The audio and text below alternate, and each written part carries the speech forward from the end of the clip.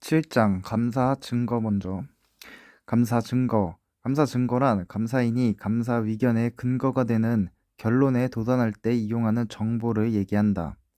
감사 증거가 갖추어야 할 요건. 먼저 감사 증거는 충분성과 적합성이 있어야 된다. 충분성이란 감사 증거의 양적 척도로서 충분성에 영향을 주는 요인은 세 가지가 있는데, 먼저 중요 왜곡 표시 위험, 그리고 허용 오류액, 허용 오류율, 그리고 세 번째는 감사 증거의 질. 중요 왜곡 표시 위험 RMM. 중요 왜곡 표시 위험이 높다고 평가할수록 더 많은 감사 증거량이 요구된다. 이 허용 오류액, 중요성과 관련되어서 허용 오류액이 낮을수록, 즉 중요성이 낮을수록 더 많은 감사 증거량이 요구된다. 3. 감사 증거의 질, 적합성으로. 감사 증거의 질이 높아질수록 감사의 증거의 양은 줄어들지만 감사 증거의 양이 늘어난다고 해서 감사 증거의 질이 높아지는 것은 아니다. 이때 그리고 감사 증거 양에 따라 이용 가능한 방법들. 첫 번째, 모든 항목 추출, 즉 전수검사. 두 번째, 특정 항목의 추출. 세 번째, 표본감사. 그 다음, 적합성이랑 감사 증거의 질적 척도로서 얘는 다시 관련성과 신뢰성으로 구분될 수 있다. 관련성이란 경영진의 주장, 즉 감사 목적과 관련성을 얘기하는데, 예를 들면 매출 채권인 경우에는 실제성을 조사해야 된다. 매출 채권 명세서에서 표본을 추출하여 외부 조회, 즉 문서검사 역진법을 이용한다. 부채의 경우에는 완전성을 감사해야 되는데, 이때 부외부채인 경우에는 기중에 거래가 있었던 금융기관, 연말에 잔액 없는 금융기관을 포함한 그런 금융기관 조회서 등을 발송한다.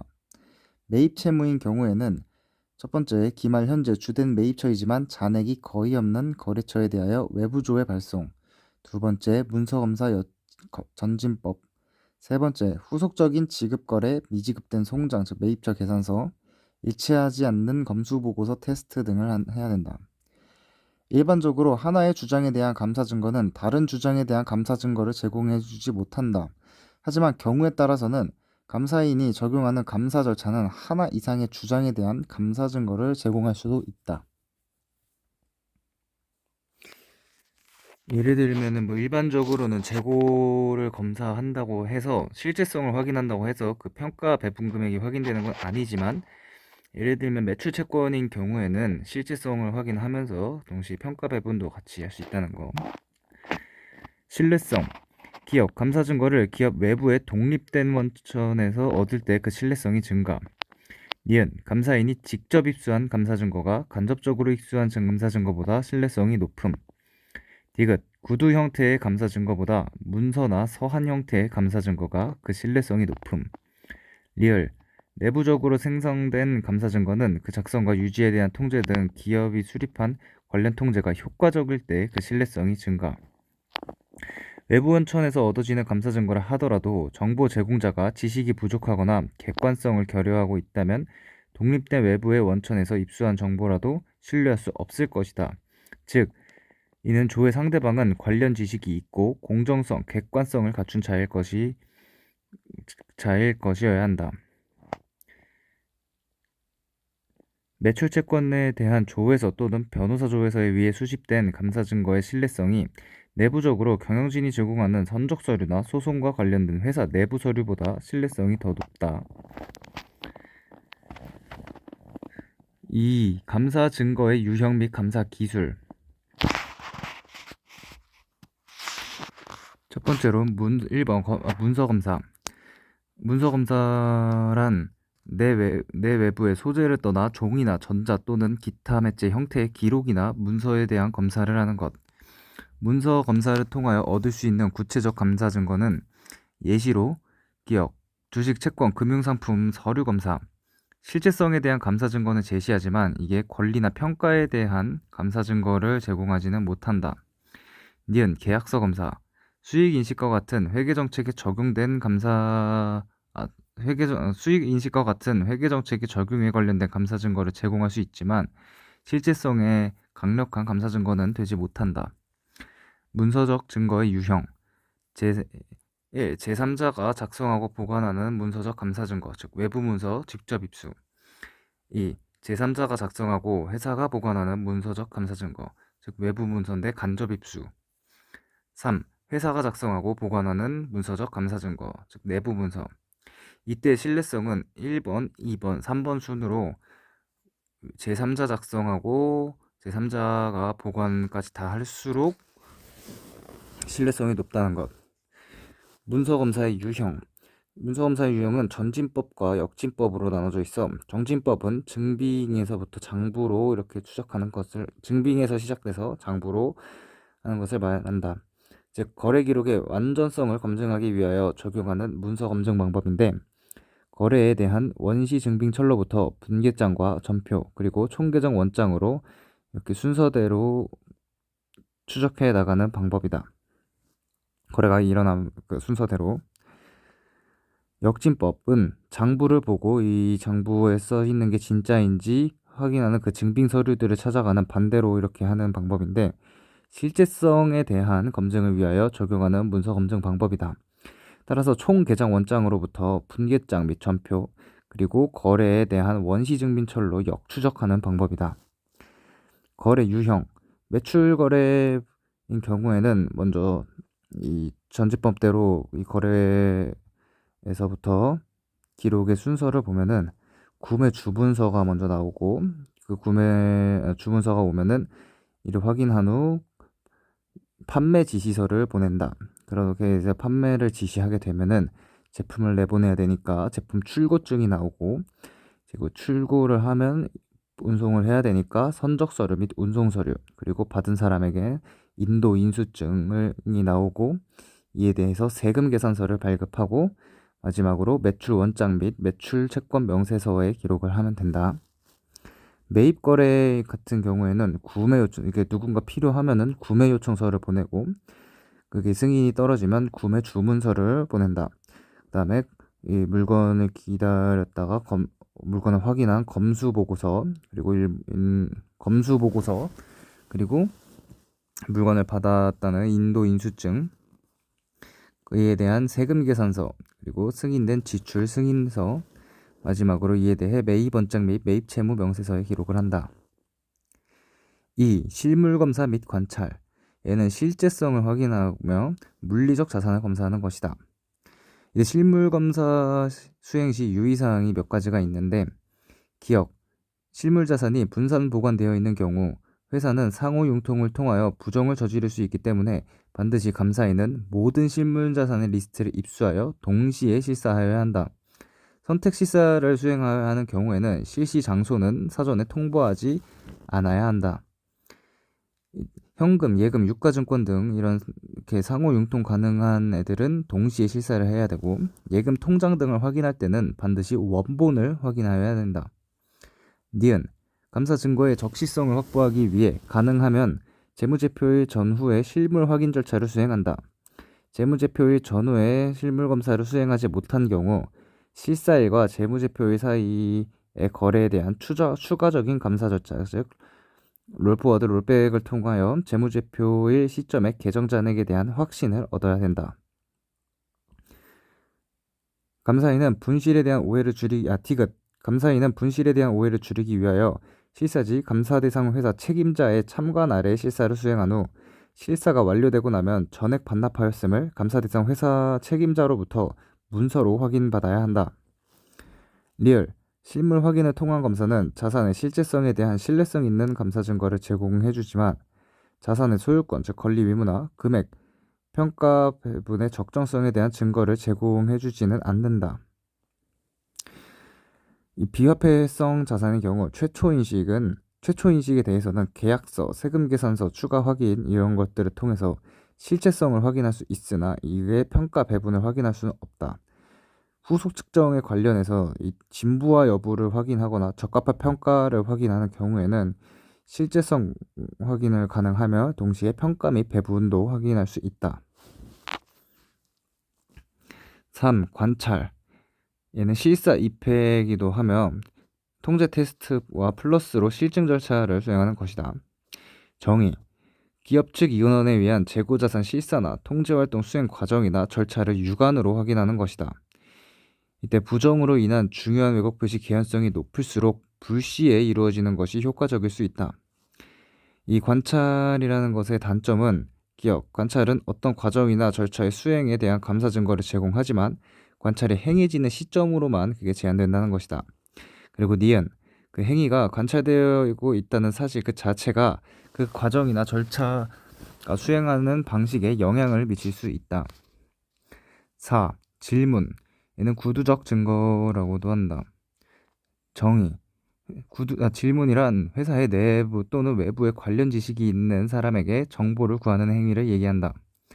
경영진으로부터 서면 진술을 수령하는 목적.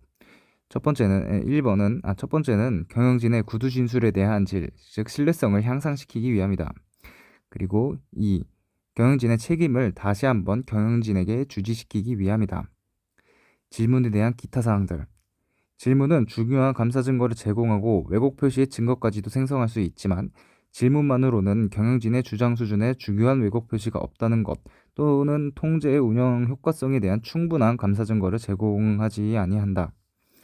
감사인은 질문을 통해 입수한 경영자 구두 진술의 증거력을 보완하기 위하여, 즉 구두적 증거의 낮은 신뢰성을 보완하기 위하여 경영진 적절한 경우 지배기구로부터 서면 진술을 입수하는 것이 필요하다. 5. 재계산. 실증 절차이기도 하면 정의는 문서나 기록의 산술적 정확성을 점검하는 것으로 수작업 또는 전자적 수단으로 수행될 수 있음. 이때 회사가 입수한 계산 명세서를 제시하거나 계정 과목별 명세서를 제시하였을 경우 감사인은 구체적 감사 증거를 입수하기 전 재계산을 통한 숫자의 정확성을 먼저 확인하는 작업이 반드시 선행되어야 된다. 6. 재수행. 이 통제 테스트라고도 하면 재수행은 통제 테스트에 쓰는 방법인데 정의, 감사인이 원래 내부 통제의 일부로서 수행되었던 절차와 통제를 독립적으로 실행하는 것이다. 통제 테스트를 수행하는 과정에서 가장 신뢰성이 있는 감사 증거를 제시하는 감사 절차이나 재무제표의 왜곡 표시를 적발하는 실증 절차의 기법으로는 적합하진 않는다. 7. 외부조회. 외부조회의 정의는 문서나 전자 형태 또는 기타 형태의 매체에 의해 기업 외부의 독립된 제3자, 즉 확인 당사자가 감사인에게 직접 회신함으로써 입수되는 감사 증거이다. 따라서 이 외부 조회는 가장 신뢰성이 높은 감사 기술이다.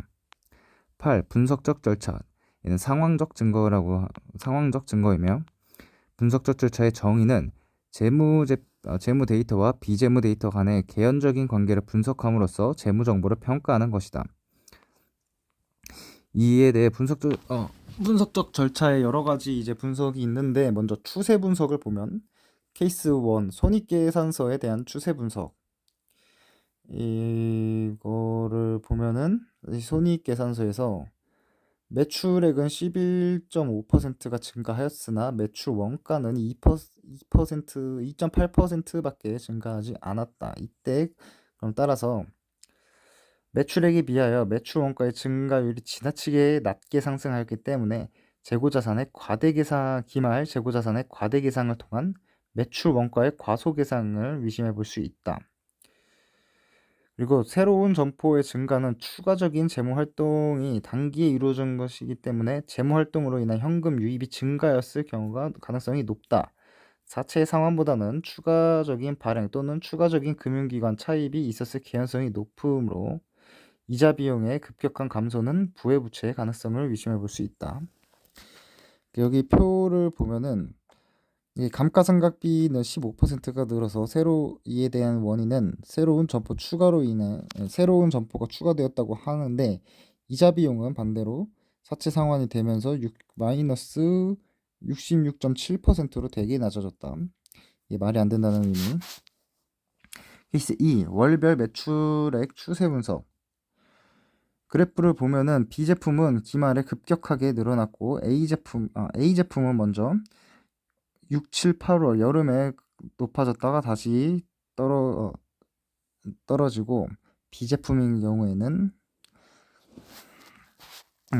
A 제품 6월에서 8월에 걸쳐 매출액이 다른 월에 비해 급격하게 상승한 경우 제품이 계절적 특성에 민감한 제품인지 여부를 확인. 예를 들면 A 제품의 에어컨 같은 거면은 이게 타당한 그래프가 될 수 있다.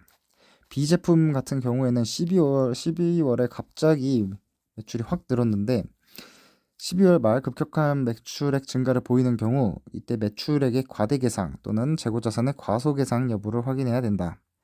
재고 실사일 전후 입출고 수량이 일상적 시기의 입출고 수량과 비교하여 정상적인지 여부를 검토해야 되며 재고 자산 실사 입회 시 출고된 제품의 번호와 수량이 장부에 계상된 내역과 일관성 여부를 확인해야 된다. 컷오프 테스트를 하는 거. 케이스 3. 연도별 매출액의 추세 분석. 단기 매출액의 규모가 정상적인 규모인지 여부를 확인해야 된다. 비율 분석. 활동성 비율, 매출채권 회전율, 재고자산 회전율. 이때 재고자산 회전율은 매출원가를 평균 재고자산으로 나눈 건데 이 재고자산 회전율이 감소했다면은 재고자산 과대 계상이 일 수가 있어서 재고자산의 실질성 검사, 매출원가 과소 계상으로 인해 매출원가에 대한 완전성 가능성을 의심해 볼 수 있다. 재고자산 진부 또는 재고자산 진부와 적합도 평가의 필요성. 그래서 평가 및 배분을 확인해야 된다. 재고자산 회전율이 증가했다는 것은 매출 원가가 늘어났거나 기말 재고자산이 낮게 평가되었다는 건데 재고자산의 밀어내기로 인해 매출 과대 계상, 즉 실제성에 대한 가능성, 기간 귀속의 적절성을 의심해 볼 수 있다. 매출 채권 회전율은 매출액을 평균 매출 채권으로 나눈 건데 매출 채권 회전율이 감소됐다는 것은 매출액이 낮아지거나 매출 채권이 높다는 것을 의미한다. 따라서 매출 채권의 실제성, 그리고 매출액 발생 사실의 과대 계상, 대손 충당금액 과소 계상 가능성, 얘는 즉 평가 및 배분을 확인해 봐야 된다. 매출 채권 회전율이 증가했다는 것은 매출액이 늘어났거나 매출 채권이 감소되는 건데 매출 채권의 빈번한 팩토링 가능성, 즉 얘는 계속 기업의 중대한 불확실성을 야기시키기 때문에 이러한 매출 채권의 빈 팩토링 가능성을 확인해 봐야 되고 회사의 신용 정책이 엄격하게 변경되었거나 거래처에 대하여 현금 할인 정책을 제공하는 경우 이렇게 매출 채권 회전율이 증가할 수 있다. 따라서 이와 같은 내용들을 확인해 봐야 된다. 그리고 수익성 매출액 순이익률, 매출 총이익률 이런 걸 볼 수도 있고 3. 안정성 비율로 부채 비율, 유동 비율 이런 것들을 볼 수 있다. 상관관계 분석 케이스 1. 재무 정보 간의 상관관계 분석을 해봐야 되는데 이자 비용 오버롤 테스트. 먼저 재무제표상 차입금의 연평균 자액은 100만원, 손익계산서상 이자 비용이 12만원인 경우 차입계산서상 감사 대상 회사의 평균 차입 이자율이 10%라고 가정을 한다. 따라서 이때 재무제표상 연평균 차입금 1과 이자 비용과의 상관관계를 분석해 보면은 유효이자율이 12%로 계산이 되지만 실제 계약서상 평균 차입이자율은 10%이기 때문에 차입금액 과소 계상, 즉 부의 부채의 가능성에 대하여 의심해 볼 수 있다.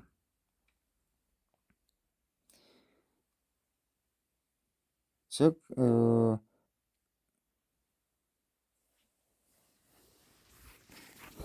케이스 2번 재무정보와 비재무정보 간의 상관관계 분석, 급여 등 전반적인 종업원수 변동이 없고 임률의 변동이 없음에도 불구하고 작년에 비하여 인건비가 급격하게 증가한 경우 이런 때는 인건비 과대 계상을 통한 탈세 및 비자금 조성에 대한 가능성을 의심해 볼 수 있다.